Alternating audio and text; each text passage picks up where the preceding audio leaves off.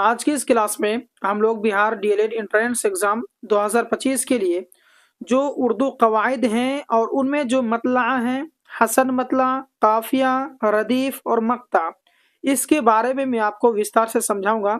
क्योंकि अगर ये आपको पता नहीं रहेगा तो इसी टाइप से जो ऑब्जेक्टिव क्वेश्चन बनते हैं कवायद पर मबनी जो क्वेश्चंस बनेंगे वो आपको फिर समझ में नहीं आएगा।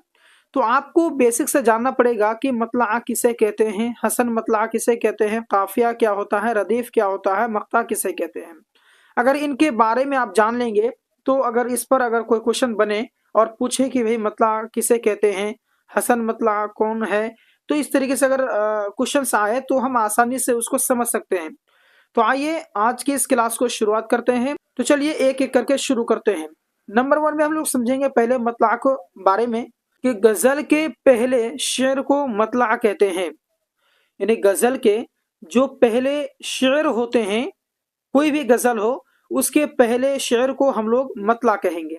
ठीक है। अच्छा, जिसके यहाँ नून एक्स्ट्रा टाइपिंग हो गया, जिसके दोनों मिसरे रदीफ और काफिये में यकसानियत रखते हों।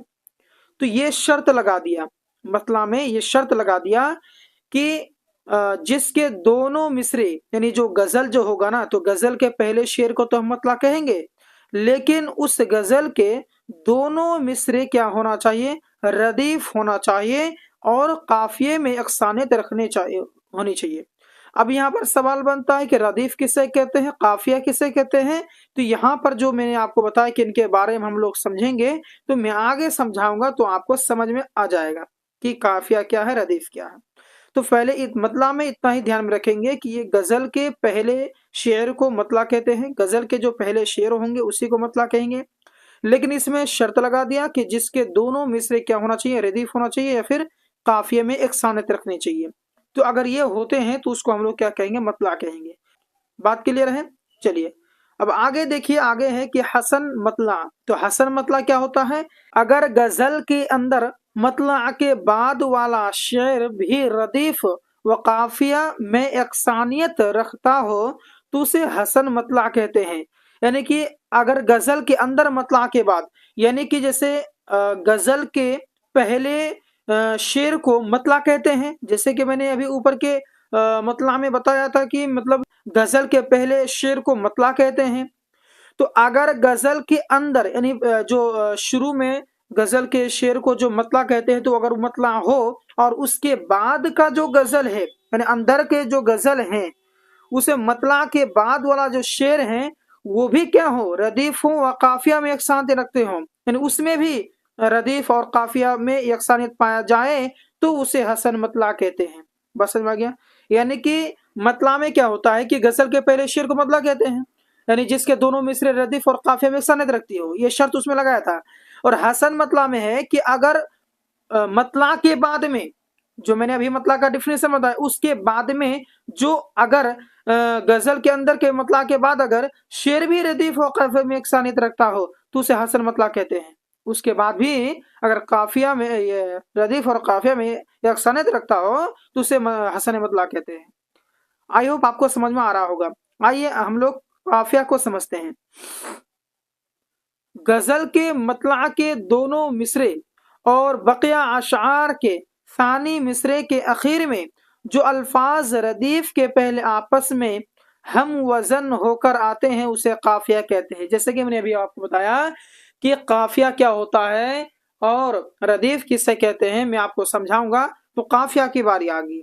तो काफिया के बारे में क्या है कि गजल के मतला के दोनों मिसरे और बकिया अशार के सानी मिसरे, सानी मने दूसरा मिसरा, के आखिर में जो अल्फाज रदीफ के पहले आपस में हम वजन होकर आते हैं उसे काफिया कहते हैं। हम वजन का मतलब होता है एक ही जैसा साउंड होना चाहिए, एक ही जैसा आवाज आना चाहिए, है ना।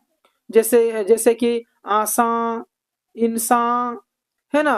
तो इस तरीके से अगर एक ही जैसा साउंड होगा उसको हम लोग कहते हैं काफिया।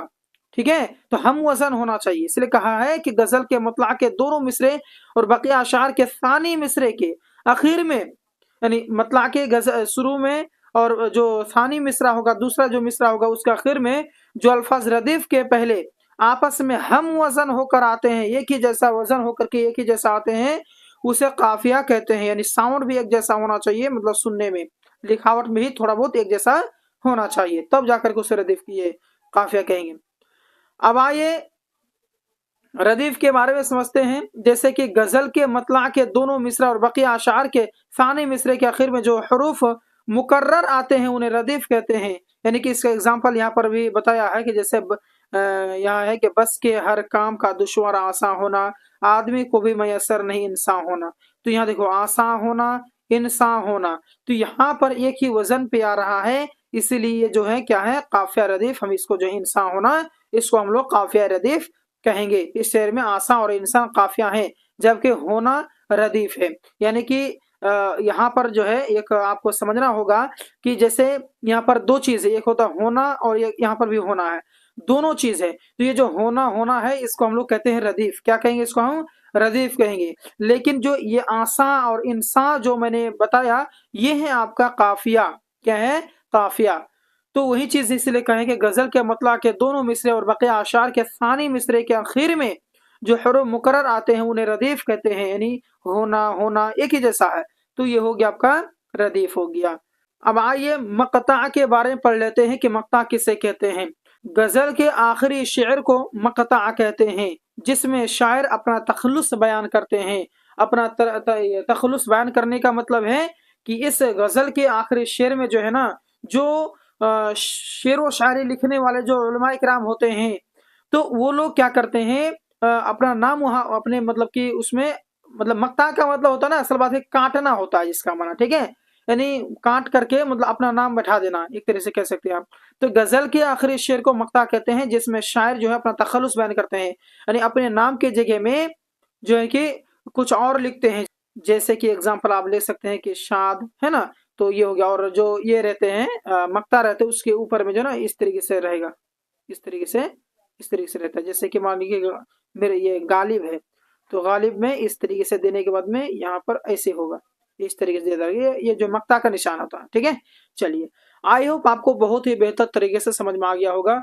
मतला क्या किसे कहते हैं, हसन मतला क्या होता है, काफिया क्या है, रदीफ क्या है, मक्ता किसे कहते हैं, आपको हर एक चीज और बेहतर तरीके से समझ में आ गया। मन में कुछ सवाल है, कुछ डाउट है, पूछना चाहते हैं तो कमेंट कर देंगे। कमेंट सेक्शन में आपके सारे सवालों का जवाब दिया जाएगा।